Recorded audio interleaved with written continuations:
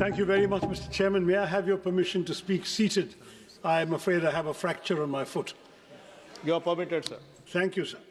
Thank you for granting me the honour of voicing on behalf of the Indian National Congress my perspective on the Union budget presented by the Honourable Finance Minister, whom I'm glad to see in the chamber. Last year, when I was standing in this very place, I had remarked that the 2025 Finance Bill reminded me of the garage mechanic who said, "I couldn't fix your brakes, so I made the horn louder." Looking at the budget this year, I'm saddened to observe that though the horn has been muted, that there hasn't been enough movement. For this budget too appears to be a squandered opportunity, equivalent to rearranging the airbags on a crashing car while assuring the passengers that the chassis is sturdy and they will feel better afterwards. This budget is praised for prudence, but prudence without vision or fairness is hollow. It ignores unemployment, it ignores rising living costs, and it ignores inequality, offering little to address the real struggles and aspirations of the Aam Aadmi. The government speaks endlessly of welfare, but its spending tells a very different story. Behind flashy announcements like chronic underutilization and administrative failure. Media reports show that of over 5 lakh crore budgeted for 53 major welfare and infrastructure schemes last year, barely 41% was spent in the first 9 months of the fiscal year. Take the Jal Jeevan Mission, allotted 67,000 crores, it managed to spend an astonishingly low 31 crores in 9 months. The much-touted PM Schools for Rising India scheme spent only 473 crores out of 7,500. More shocking of all, the Pradhan Mantri Anusuchit Jati Abhyudaya Yojana, meant for the socio-economic upliftment of scheduled castes, utilized out of 2,140 crores, merely 40 crores. This is not governance, Mr. Chairman. This is headline management. Where promises are loud, like that horn, budgets are grand, but delivery is conspicuously absent. The budget this year has landed with a thud, not because of what it contains, but because of what it omits. Behind claims of fiscal prudence lie a more uncomfortable reality. The Indian state is shrinking, not by design, but by compulsion. Government expenditure as a share of GDP has declined over the past decade, briefly rising during the pandemic before reverting close to the 2016 levels, driven by stagnant revenue mobilization. Tax receipts have remained flat relative to GDP. Disinvestment has underperformed, and non-tax revenues increasingly rely on extraordinary transfers such as Reserve Bank of India dividends, an unsustainable substitute for a stable revenue base. More troubling is the shift in the tax burden towards individuals, bearing a greater share of the tax burden than corporations, despite sharp post-pandemic profit growth. To elaborate further, in fiscal year 2017, corporate taxes were 3.2% of GDP, personal income tax was 2.3% of GDP. In fiscal year 27, that is 10 years later, they are projected to be 3.1% for corporates and 3.7% for personal income tax of individuals. So your revenue is coming disproportionately from the individual taxpayers.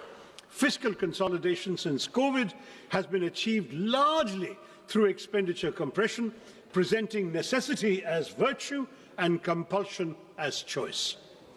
Within these constraints, the government has relied on low-cost measures such as tax simplification and targeted incentives, but the budget offers no credible medium-term framework linking spending to employment and productivity. Capital expenditure is emphasized, yet weak demand, stagnant wages, high youth unemployment, compressed welfare spending, and inadequate devolution to states all persist, leaving India fiscally disciplined but developmentally constrained, without the revenue capacity or strategic clarity to deliver real economic security for the Aam Aadmi. This is why, Mr. Chairman, this is what I call an underwhelming budget. Now let me look at specific sectors. M.S. Swaminathan had famously said, if agriculture goes wrong, nothing else will have a chance to go right. And this, I believe, is as good a starting point as any. Mr. Chairman, it's high time we stop treating agriculture as some issue that will sort itself out, because 46.1% of India's workforce and 60% of our population depend on agriculture and allied activities. Despite agriculture contributing 16 to 17% of GDP, it receives only 3% of this union budget, 1.62 lakh crore, which is a 5.1% cut from last year's 1.71 lakh crore. Now, this underinvestment is all the more alarming, Mr. Chairman, given the existential threats facing Indian agriculture today. This sector, vital as it is increasingly threatened by climate change and misaligned farming practices. Nearly two-thirds of the country are prone to drought, and the toll of weather-related disasters has been severe. Yet the Fasal Bima Yojana, meant to protect farmers, has failed. Flawed assessments and opaque settlements have reduced compensation to token amounts, 1 rupee, 3 rupees, 21 rupees, as your minister himself has acknowledged, turning protection into systemic injustice. Matters are worsened by cuts that leave the scheme at its lowest budget allocation in 8 years, fueling fears that new initiatives will repeat a familiar cycle of announcement without commitment, as seen last year when Gradley announced missions on cotton technology, pulses, vegetables, fruits and hybrid seeds, all quietly faded with zero funding in the revised estimates. These announcements are like modern courtships, promises without commitment. That's what this government does to us. At a time when farm distress is deepening, the budget silence on revising the PM Kisan Nidhi disbursement speaks louder than any promise made elsewhere. हमारे किसानों की आय दोगुनी करने का वादा तो आपसे पूरा हो नहीं पाया। कम से कम उनकी सम्मान निधि ही बढ़ा दीजिए। पिछले 6 सालों से ये सिर्फ 6,000 रुपए पर ही अटकी हुई है। While there is an imperative need for breakthroughs in research and development and AI-driven agricultural technologies, paradoxically, funding allocations for agricultural research and education have dipped by 4.8% from the previous year's 10,466 crore, that's now to 9,967 crore, decreasing precisely when the finance minister is announcing new AI schemes. And frankly, Madam, touting a new AI app when the majority of our farmers can't afford fertilizers, harvesters or tractors seems rather detached from reality, except of the virtual kind. Now, this budget speaks at length about crops from cashews to coconuts, yet ignores one of agriculture's most persistent concerns, pepper.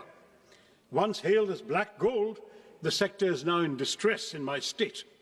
In Kerala, which is one of the country's leading producers of pepper, output has fallen from 40,000 plus tons to 30,000 tons and is projected to decline by a further 28.7% in the foreseeable future. The uncomfortable truth, Mr. Chairman, is that our spice market faces such deep challenges today that if history repeated itself, the British might not even bother looting us for it. Next to unemployment. This House has had this conversation far too many times. We recite the same statistics, express the same concerns, and then move on, while unemployment quietly worsens. The data at the end of 2025 makes one thing unmistakably clear. Rural unemployment has stagnated at 3.9%, while urban unemployment continues to rise, ending at 6.7% in December. The crisis is now starting to concentrate where aspirations and frustrations are colliding in our cities. And yet even the centre's flagship responses have failed to rise to the moment. Under the Pradhan Mantri Kaushal Vikas Yojana, barely 41% of certified candidates secured placements. More than half of those jobs were concentrated in just 5 sectors. And of the 1,380 crores released, 278 crores remained unutilized. The Prime Minister Internship Scheme tells a similar story. Allocation 10,831 crores. Ministry spends 526 crores in the first 9 months. This pattern is recurrent, sir. In fiscal year 25, allocations were cut after large unspent balances, with actual spending at just 680 crores. So much for creating employment when we can't even spend the money allocated for the job of creating employment? And what of gig workers, the backbone of our new economy? There is no mention of them in the budget. Their welfare has been deprioritized at a time when unrest grows over the absence of clearly defined benefits, time-bound claims and appeals mechanisms, and mandatory disclosure of work hours, earnings and deductions. This silence further weakens the gig workers' access to social security in practice. Any discourse about the workers of our country stands incomplete without a discussion about MNREGA, now replaced by the ambitious VBG Ramji Act. It increased guaranteed work days from 100 to 125, introduced weekly wage payments, but at the same time it hollowed out the legal employment guarantee. While MNREGA was demand-driven, fully centrally funded for unskilled wages, and rooted in decentralized planning, the new Act caps central funding through state-wise normative allocations, shifts 40% of the wage costs to most states, and allows the scheme to be paused for up to 60 days during the peak agricultural seasons, shrinking the real window of guaranteed work. Once a state's allocation is exhausted, workers' statutory right to employment effectively ends. This converts an open-ended rights-based program into a budget-restricted, centrally rationed scheme where fiscal ceilings override legal entitlements. The VBG Ramji scheme received a massive allocation of 95,000 crores in this budget, yet it has a major overlooked flaw that also needs to be addressed as soon as possible, Madam Minister. It attempts inclusion, but perhaps unintentionally drives technological exclusion. MNREGA trusted the panchayats and gram sabhas to plan work based on local needs and community strengths. But the GRAMJI Act mandates dashboards with GIS tools, PM Gati Shakti layers, central digital stacks. Local priorities are filtered through a Viksit Bharat National Rural Infrastructure Stack, making biometrics, geotagging, dashboards and AI audits statutory requirements. Thus, for millions of tech workers, rural workers, one tech failure will mean exclusion without appeal and work without skill considerations. Now, when you have millions struggling to find work, Mr. Chairman, the least the government can do is to ensure that they move freely across the country to seek opportunities. But here too, Mr. Chairman, we see a pattern of neglect that is as consistent as it is shameful. Nowhere, I might add, is this neglect of connectivity clearer than in Kerala. Despite repeated demands for new railway lines to decongest existing routes, the state finds no mention in the Finance Minister's much-touted 7 high-speed railway corridor initiative. One is compelled to ask, does strategic connectivity end where political inconvenience begins?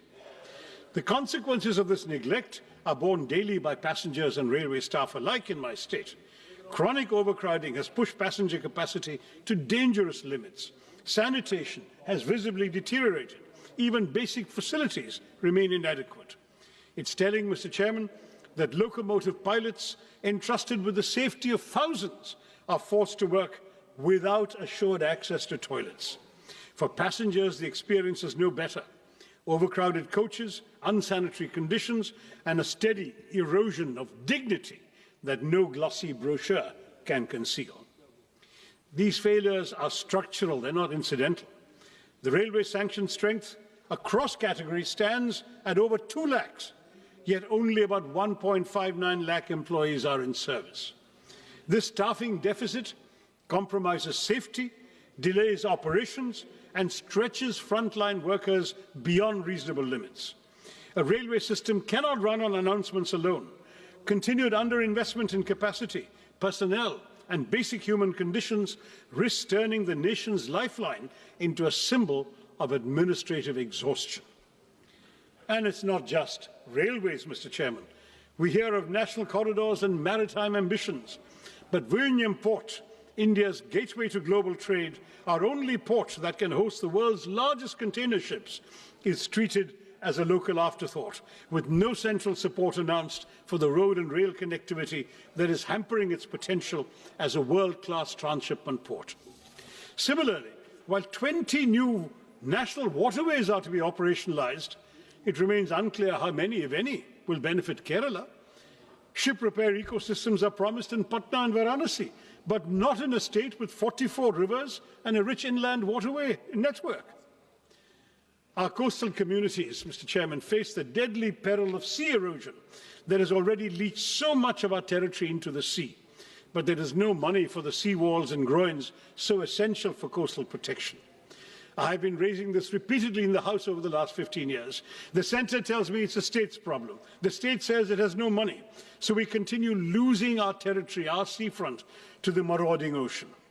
The lives and livelihoods of our fisherfolk, mostly living below the poverty line, are apparently of no concern to our budget makers either. And if maritime connectivity disappoints, Mr. Chairman, should we rely on the air? The regional connectivity scheme, which promised to give wings to the armed Nagrik to lift aspirations off the ground, make the skies accessible to all, yet today, many of those promises lie grounded. Nearly a decade on, at least 11 airports launched under UDAN have seen flights taper off or disappear altogether. Runways without aircraft, terminals without passengers, skies conspicuously empty. Last year, we were promised a modified UDAN with 120 new destinations and 4 crore passengers. But in this budget, Mr. Chairman, UDAN does not even earn a mention. Not just that, but for fiscal year 24-25, a total of 81 airports owned and operated by the Airports Authority have incurred financial losses.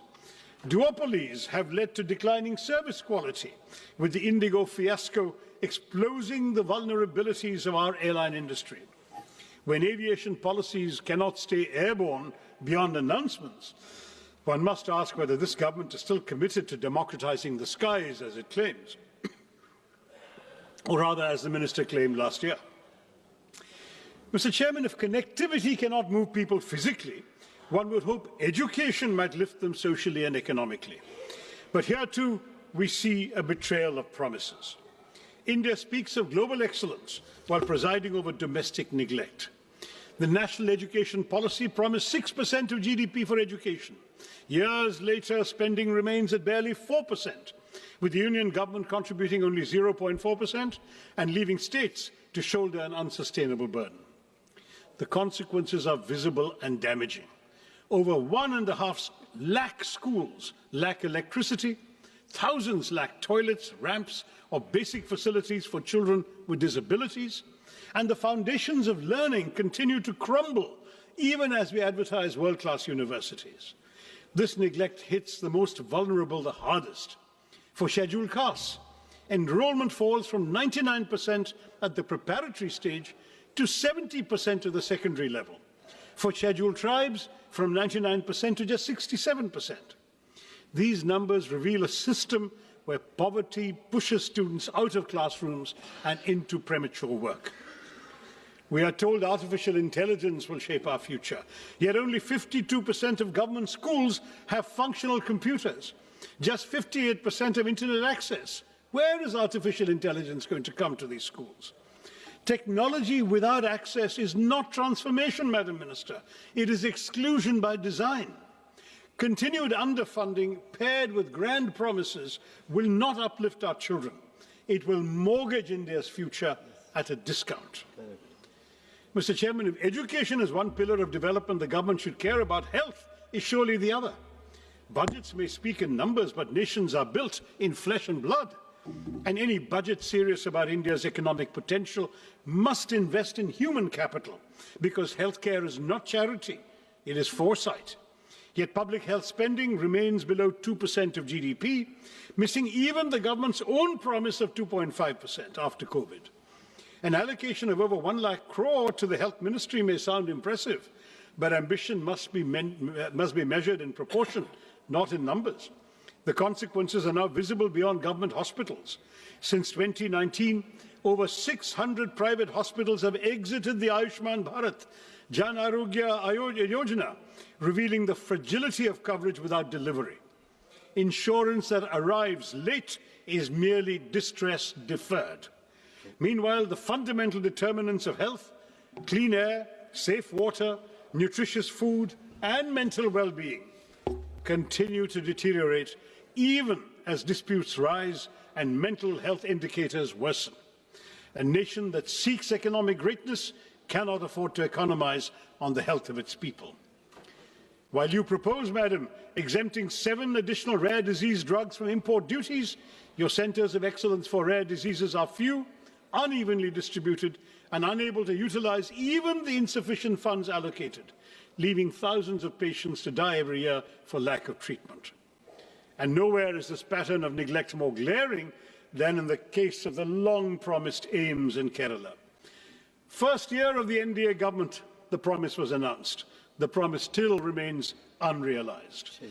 A state with one of the strongest public health records in the country continues to wait, while this budget, like its predecessors, offers neither clarity, nor timelines, nor urgency.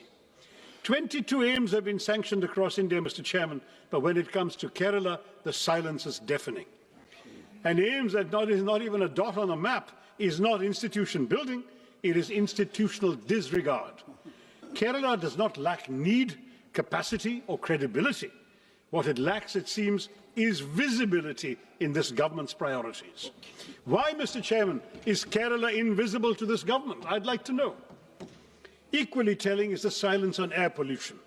After months of public outrage and choking headlines, the Finance Minister's speech found space for everything except the air we breathe.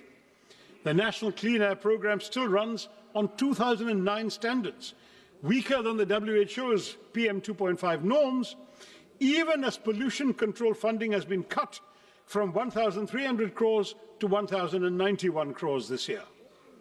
A budget that saves on rupees but ignores the air its citizens breathe reduces development to bad arithmetic, not good progress. Mr. Chairman, the announcement of 3 new National Institutes of Pharmaceutical Education and Research, or NIPA, raises a troubling question of balance and intent once again. I'm sorry to return to my state, but Kerala, despite one of the country's strongest public health ecosystems and a proven record in healthcare delivery, once again went unaddressed. Even as NIPAs are concentrated and clustered in northern and eastern India, and a single institute in Hyderabad is expected to serve the entire south. This imbalance is not new. I flagged it 2 years ago when I was chairman of the Standing Committee on Chemicals and Fertilizers.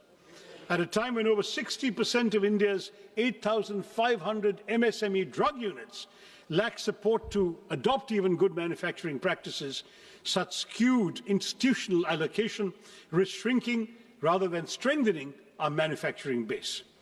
It also does little to reduce our dependence on China for nearly 2/3 of key active pharmaceutical ingredients, or to correct India's anemic R&D investment of just 0.64% of GDP, with even large pharma firms spending under 1% of net sales on their research. The result is predictable: limited innovation, continued reliance on low-cost biosimilars, and life-saving biologics priced far beyond the reach of most Indians, where public health spending remains so much below the GDP target of 2.5%. Without correcting regional imbalance and backing institutions with serious R&D support, this NIPA initiative risks sounding visionary while delivering exclusion. Now, all of these shortcomings in the sectors I've surveyed, in infrastructure, education, healthcare, might have been bearable if at least the economic burden were distributed equitably. But as per the UNDP Inequality Adjusted Human Development Index, India ranks the lowest of all BRICS countries at 130. The silent shock absorbers of this economy are the middle class. They are now cracking under the strain. The symbols of success we see today, smartphones, cars, lifestyle assets, are only sustained by EMIs, Mr. Chairman, for the middle class, leaving the Aam Aadmi little room for health insurance, for savings or medical emergencies. Credit cards are once a luxury or a convenience. They've now become a lifeline.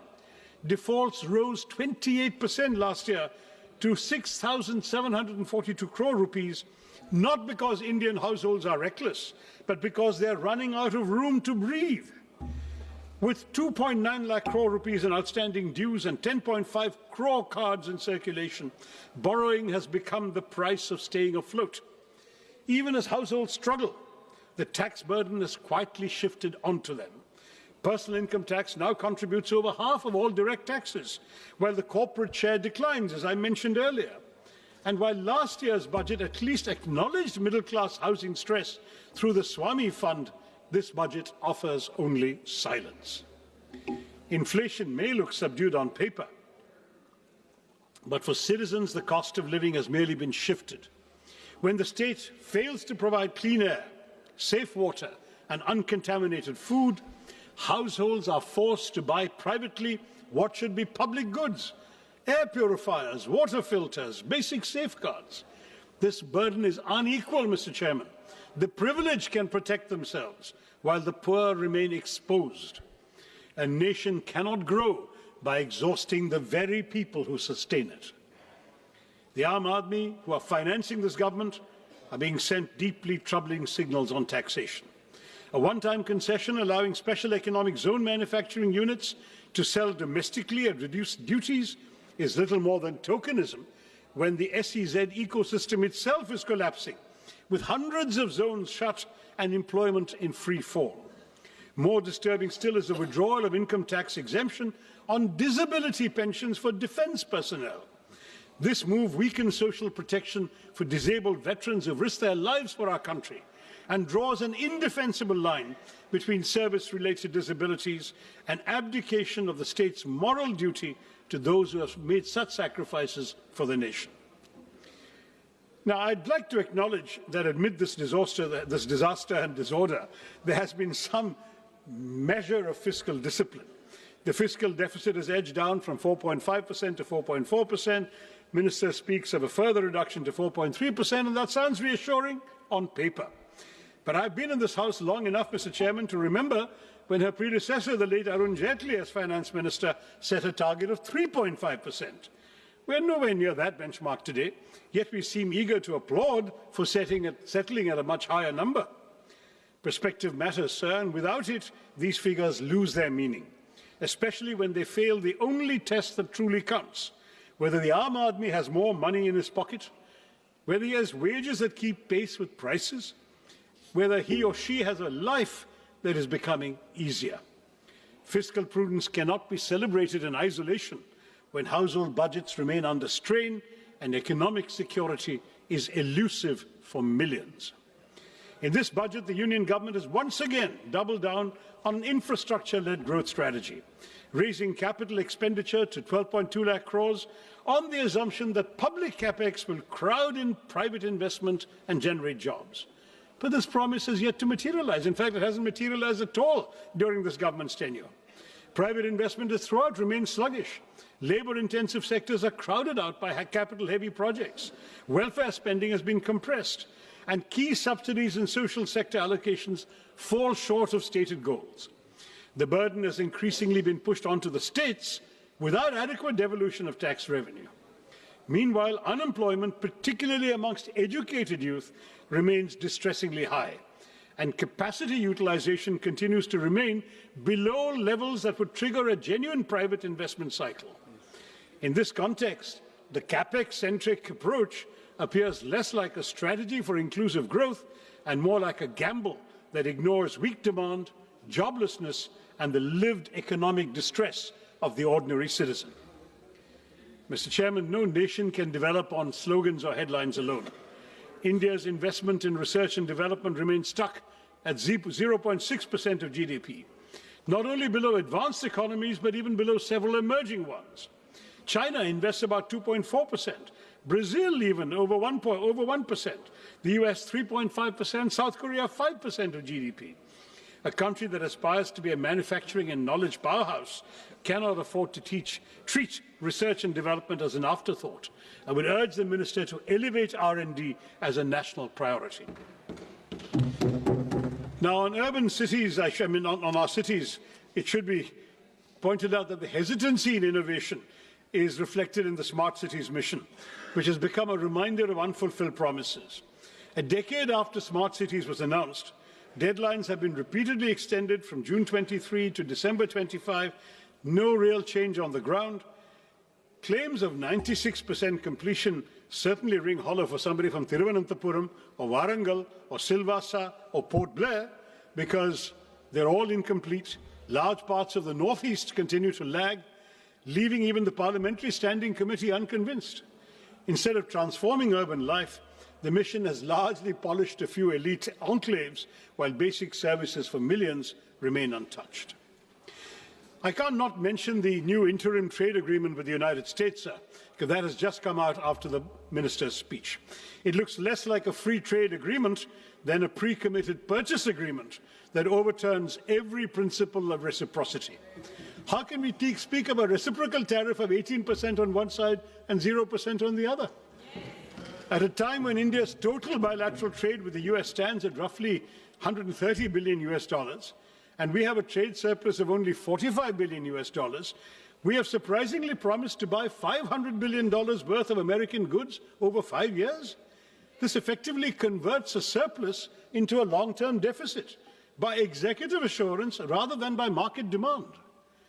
No major economy has ever neutralized its own trade leverage in this manner.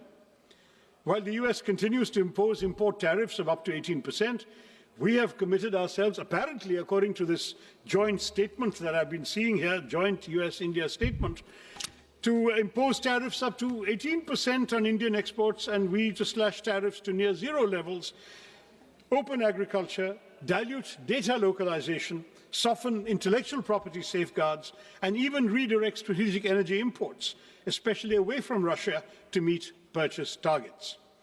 Now, this is not strategic balancing. It is economic preemption.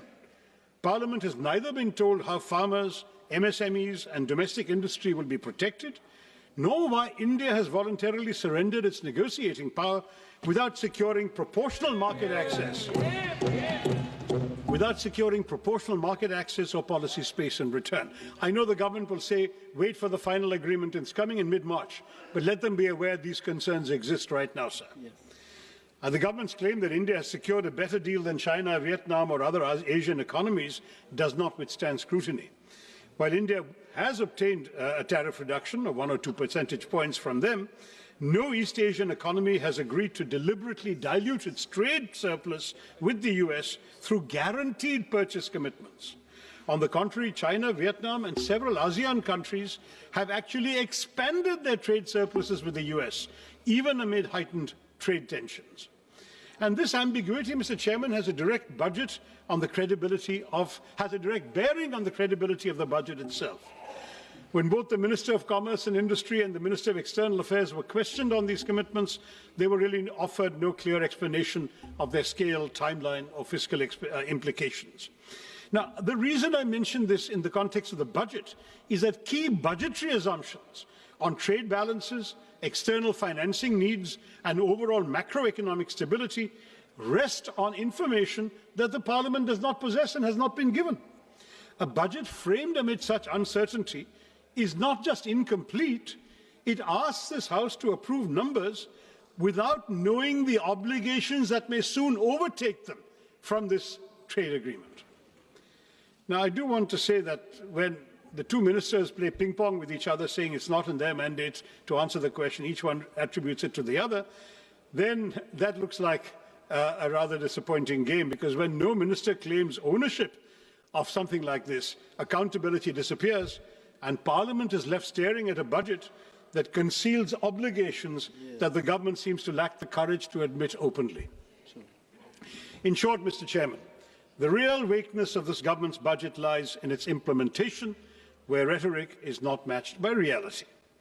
Let me quote that famous verse once again by Mirza Ghalib, which I think perfectly captures our reality today as reflected in this budget and its aspirations. हमको मालूम है जन्नत की हकीकत, हमें मालूम है जन्नत की हकीकत, लेकिन दिल बहलाने के लिए गालिब ये ख्याल अच्छा है. That seems to be what we have had inflicted upon us. We know the reality behind these claims, these tall promises, these narratives of model governance, but they're not policies grounded in outcomes. They're carefully curated illusions.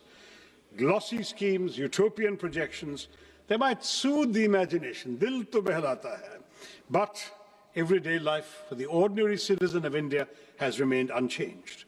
Hope is repeatedly sold, but delivery remains perpetually deferred.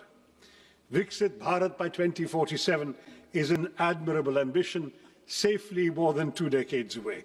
This budget offers no credible pathway to reach it. Instead of narrowing the gap, it widens it. Unemployment continues to rise. Poverty hardens. Jobs remain scarce. Wages remain stagnant.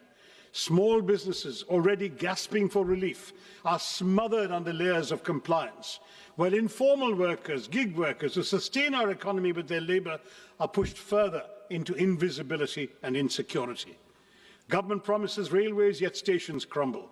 They speak of flight, yet Udan has flown away.